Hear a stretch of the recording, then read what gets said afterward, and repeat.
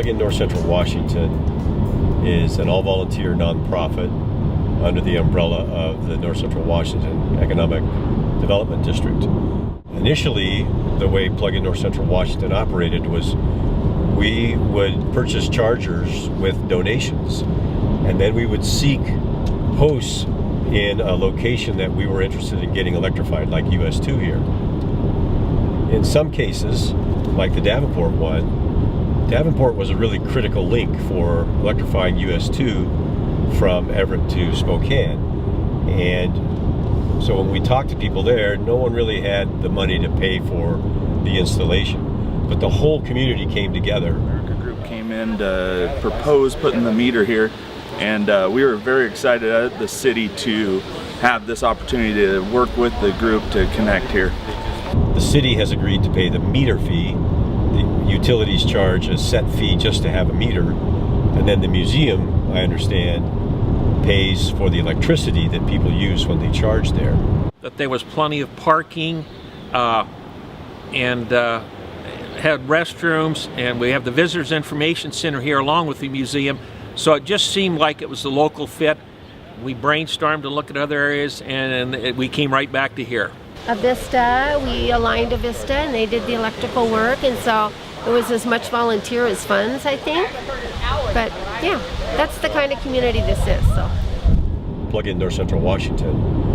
It's a committee of about 7 people that work hard to encourage people to adopt electric vehicles in all forms, to displace fossil fuel vehicles, and to install chargers around North Central Washington at host businesses or municipalities, with the bottom line being to encourage electric vehicle tourism to this area.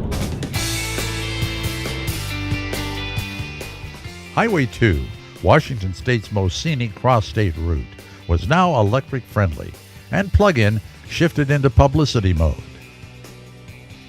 They found willing partners in the cities of Spokane and Everett. Exciting to be here, and I'm looking forward to hearing about the journey, and also telling that story to a lot of communities across this state, and frankly across the nation, because one of the things we're doing here in Everett, and we're not alone at all, is to start to look at EV charging infrastructure, so that we can anticipate and try to stay abreast of, if not ahead of, the transition to electric vehicles for our community. I think we have a letter. I think we have a letter, yes. Well, I apologize for reading it, but it's better that I do, so that we get it right.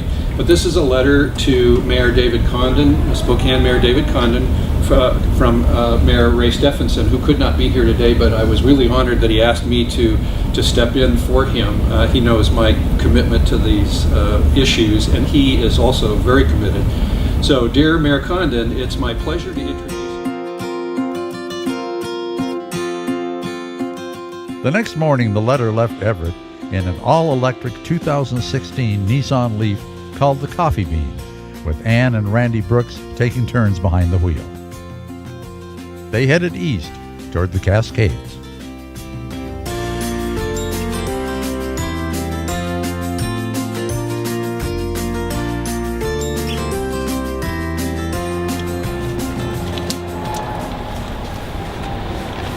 So we have an account with AeroVironment, and for $20 a month we have unlimited charging.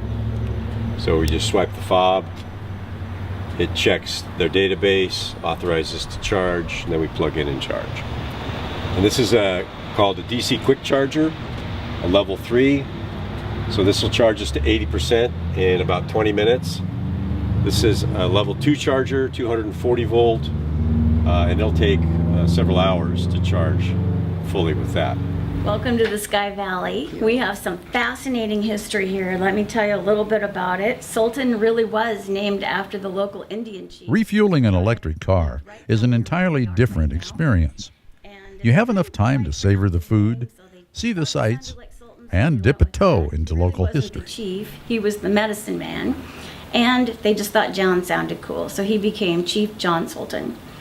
But there's a lot of really great stories, and this little brochure will help you explore the Sky Valley as you head on up Highway 2 in Stevens Pass.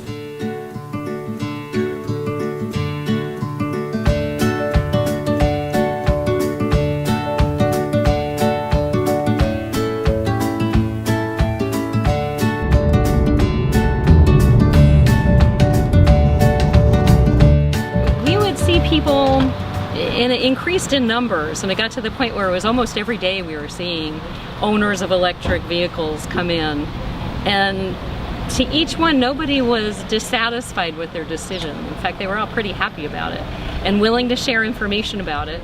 The tunnel was opened up in 1900, and gases from the hot steam locomotives were asphyxiating crews and some of the passengers, so that they decided to electrify.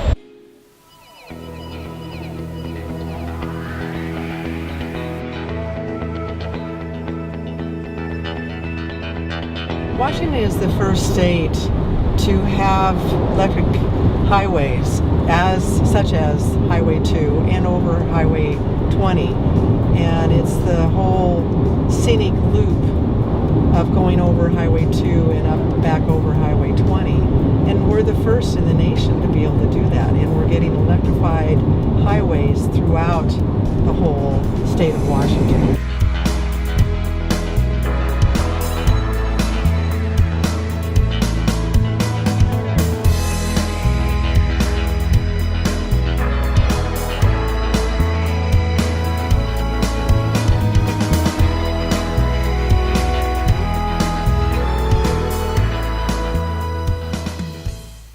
We sent out stories about the charge and let our hosts know when we'd be there.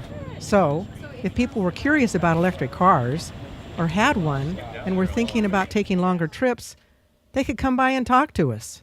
It was great. Electric car party at each stop. All right, how did you hear about the Charge Across Washington event? Well, I heard about it on the radio. I just happened to be listening to KPQ, and I heard about Charge Across Washington, and so that's why we're here. Do you live here in Wenatchee? We do. All right.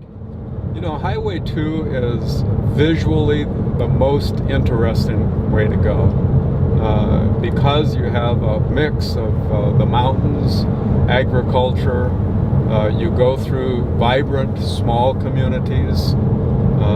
The speed limit is anywhere between 50 and 65 in Douglas County. It had been a long day, but they had crossed half the state. The crew was ready for a good night's sleep in the historic, and some say haunted, Waterville Hotel.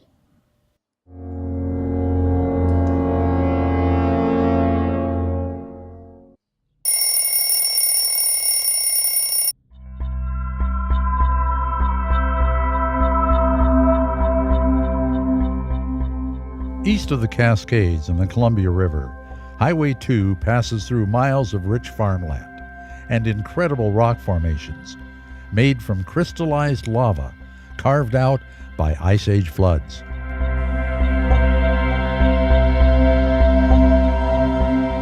If you want to go to the Columbia Gorge, the best way to get there is via Seattle. So I was contacted by Plug-in North Central Washington to have a charging station over here, and I thought it was a great addition to the group. We are kind of in the middle of nowhere, 30 miles from any big cities, and of course we want more tourism to the area. We do have a lot of to offer, great Sun Lakes right next to us, Grand Coulee Dam up north, and I thought it was a great addition to our place.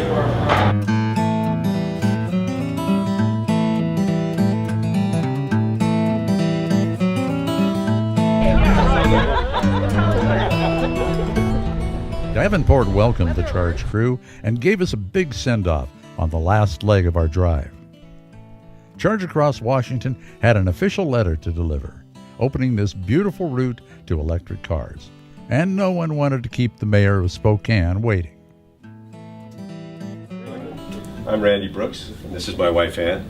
And we Nice drove, to meet you. Me too. We drove a small battery electric vehicle from Everett to Spokane. And I have a letter here from the mayor of Everett Great. commemorating that US Highway 2 is now open to small battery electric vehicle travel. And it's a beautiful drive. It is. It is. Yeah. And thank you very Well, much. thank you very much. All right.